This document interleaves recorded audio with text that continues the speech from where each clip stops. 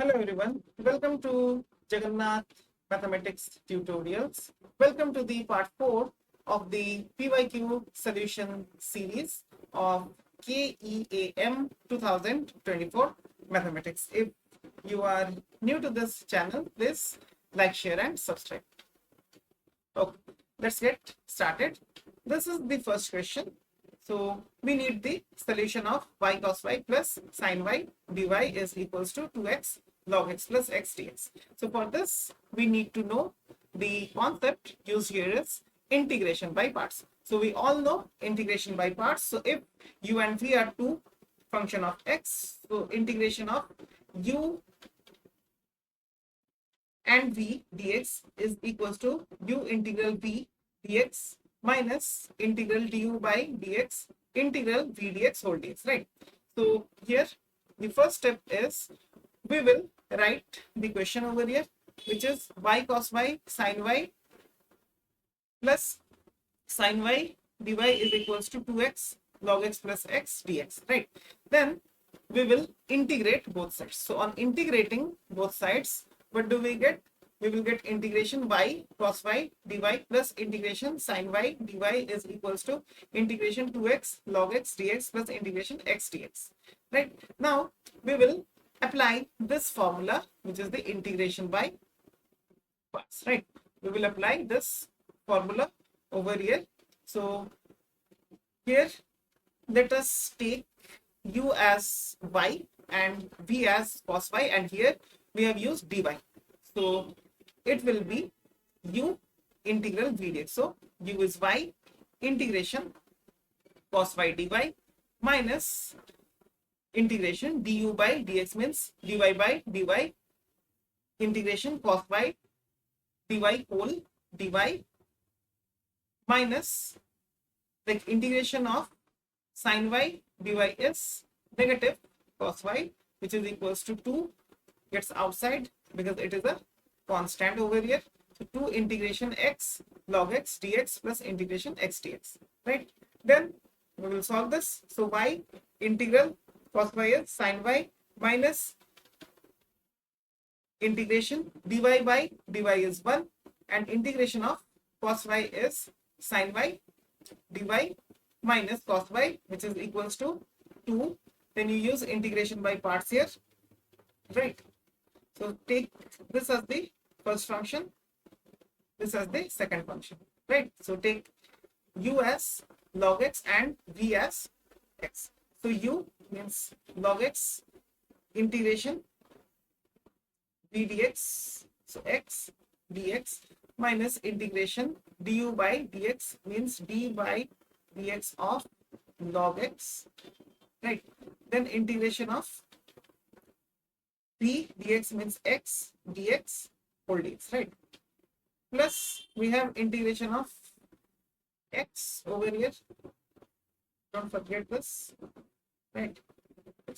So it will be, next step is y sin y minus, now you all know that integration of sin y dy is equals to negative cos y, so negative cos y, right? Then negative cos y is equals to, here we have 2, then log x into integration of x dx, that is x square by 2 minus integration d by dx of log x is 1 by x times integration of x dx is x square by 2, right, whole dx, plus we can solve this as well. So integration of x dx is x square by 2 plus c, where c is the constant of integration. Next step is y sin y, negative and negative will make it positive, so plus cos y minus cos y is equals to 2 integration, we can write it like x square by 2 log x minus, from here you can see that x and x gets cancelled out, we are left with half integration x dx plus x square by 2 plus, right? Next step will be, we will cancel plus cos y and negative cos y over here. We are left with y sine y is equals to 2.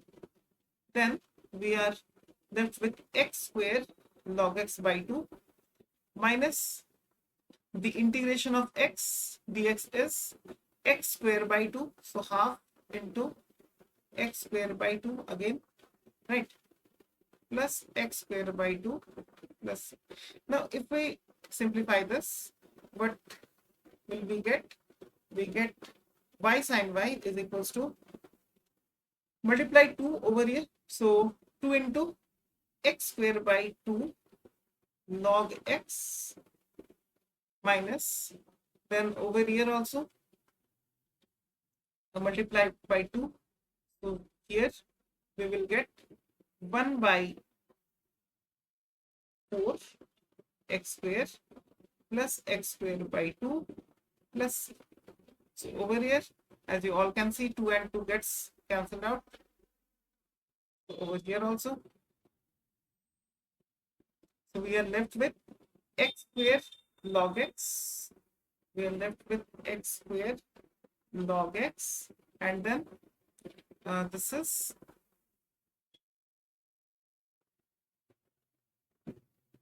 minus 1 by 2 x square plus 1 by 2 x square plus, right?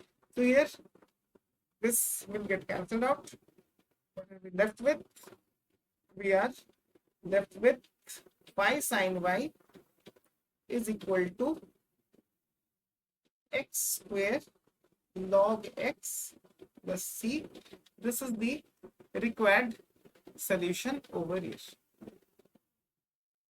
We got this as our solution. Let's check the option.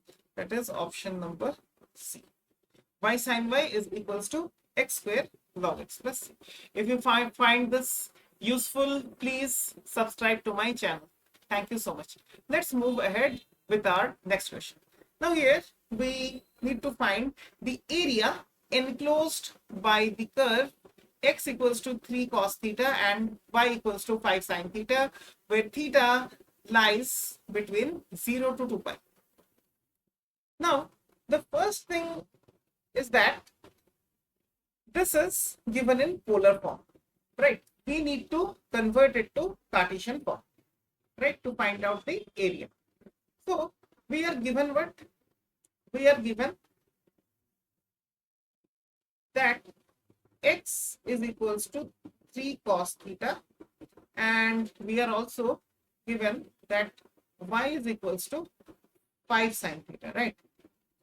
So here we need to eliminate theta to get the Cartesian equation. So what we will do here is divide both sides by 3 here. So what do we get? We get x by 3 as cos theta, and if you divide both sides by 5, so 5 and 5 will get cancelled out. We get 5 by 5 is equals to sin theta, right? So we get x by 3 as cos theta and y by 5 is sin theta. Now we know from trigonometry that sin square theta plus cos square theta is 1 for all values of theta, right? So over here, sin square theta means sin theta whole square, right? So sin square theta means y by 5 whole square plus cos square theta means cos theta the whole square, means x by 3 the whole square is equals to 1. Now we all know that y by 5 whole square means y square by 5 square plus x by 3 whole square means x square by 3 square, which is equals to 1. Now we know that the standard form of the ellipse, we know standard form of the ellipse is x square by a square plus y square by b square, which is equal to 1, where the semi-major axis is a, right? And so here, this is the standard equation of the ellipse centered at origin with semi-major axis. So if we compare here, so x square by 3 square means a square is equals to 3 square, so a is 3. And if we compare it with b square is equals to 5 square, we get b is 5, right? Yes. Now we know that to find out the area of an ellipse, to find out the area enclosed by the ellipse x square by a square plus y square by b square is equals to 1. Its area is equal to pi AB. So here we know that A is 3 and B is 5, right?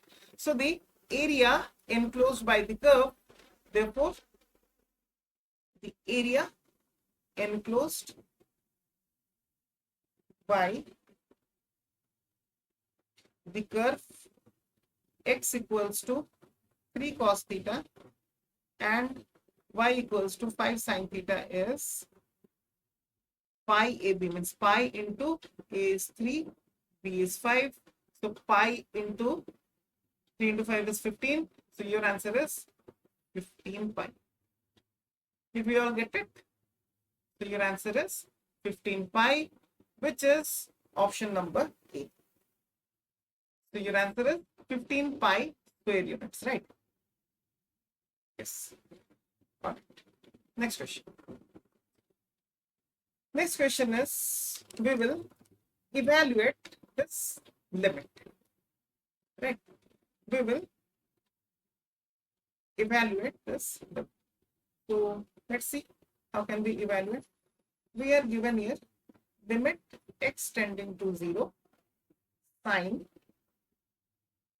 pi sine square x by x square. Now if you see that as x approaches to 0, if you put 0 here, so sine 0 is 0 by 0 form, right? So here what can we use? We can use this fact that limit x tending to 0 sine x by x is equals to 1. We will use this concept over here, right? Okay. So over here, what we will do is that we will rewrite this as limit x tending to 0 sine pi sine square x, and can I write it as 1 by x square? We can write it. Now next thing what we will do is we will write pi sine square x over here and pi sine square x over here. Can I do it? So what I have done here is that I have multiplied and divided the numerator by pi sine square x. I have multiplied the numerator and denominator by pi sine square x. Now you all think why, sir? Let's understand. Now here use the fact limit sine of angle by the angle is equal to 1. So limit as x approaches 0 sine of pi sine square x by pi sine square x is equal to 1, isn't it? Right? So now we know the property of limit here. What can we write over here? Next step is that we will write limit x tending to 0. Write this sine pi sine square x by pi sine square x times limit x approaches to 0 pi sine square x by x square. So since pi is a constant here, we can take this outside, and this limit, as we all know, this is equal to 1, right? Here we can write it as 1 into pi is constant over here times limit x tending to 0. Now you check this. This is sine square x by x square, right? So if you observe here, this is also equal to 1, isn't it? Yes. So pi into 1 into 1, which is pi. So here your answer is option number 2, right?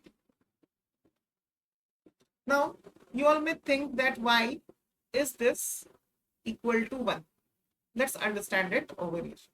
Now you think that limit x tending to 0, sine square x by x square can be written as sine x by x whole square. Now you can think it like limit x tending to 0. This is nothing but sine x by x into sine x by x, right? Now if you use the same property, limit sine x by x as x approaches 0 is 1. So 1 into 1, you will get 1. So your answer is pi times 1 is pi. I hope all of you got this, right? Oh, thank you so much. Next question is this. If limit of x square minus ax minus b whole divided by x minus 1 equals to 5, then what is the value of a plus b? Let's understand. Now, if you can see the denominator over here, what does it say? It says that if you put x equals to 1, your denominator will be 0, right? Yes. All right. So next thing that we need to do is that for the existence of this limit, we will write it like this. For existence of this limit, we should have the numerator as also 0. See, if by putting x equals to 1, if your denominator is 0 and if your numerator is also 0, then only we can express it as 0 by 0 form, like the indeterminate form. So for the existence of this limit, so if you put like 1 square minus a minus b, this is also equals to 0. Means 1 minus a minus b is 0. And if you transpose, you can see that like a plus b is equals to 1. Right? A plus b equals to 1 for the existence of this limit. Yes. Next thing is that here we should use the LH rule. So we all know what is the LH rule, right? So here we should by x minus 1 use LH rule.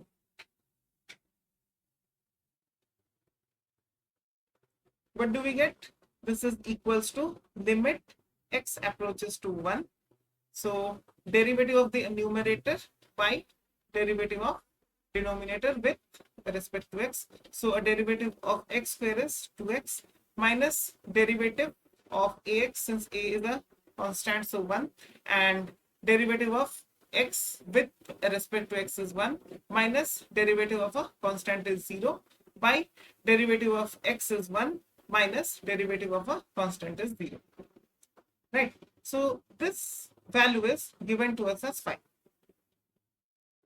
So can we say that so 5 is equals to limit x tending to 1 2x minus a by 1. So if you put x equals to 1 over here, what do we get? We get 5 is equals to 2 into 1, which is 2 minus a by 1.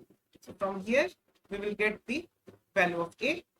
Let us see. So A is equals to 2 minus 5, or A is equals to negative 3. Once we get the value of A, plug in the value of A equals to minus 3 in this equation. Right.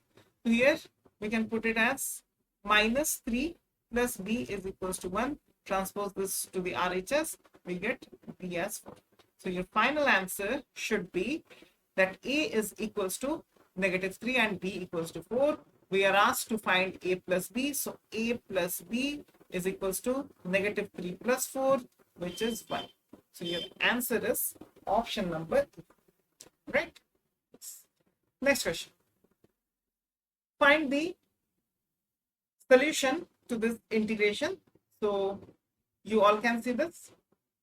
So let's solve. So let your integration be I, which is equals to integral of 1 by x raised to the power 8, 1 by x raised to the power 7 plus 1 whole to the power 2 by 3 dx. Right. So here we will use substitution. So what we will do is take this as any variable. For example, let us take this as u. Okay, so let 1 by x raised to the power 7 plus 1 is equals to u. Now, students, we know that 1 by x raised to the power 2 can be written as x raised to the power minus 2, 1 by x raised to the power minus 3, like x raised to the power 3 can be written as x raised to the power minus 3. Similarly, 1 by x raised to the power 7 can be written as x to the power minus 7 plus 1, right? So over here, this is equals to u.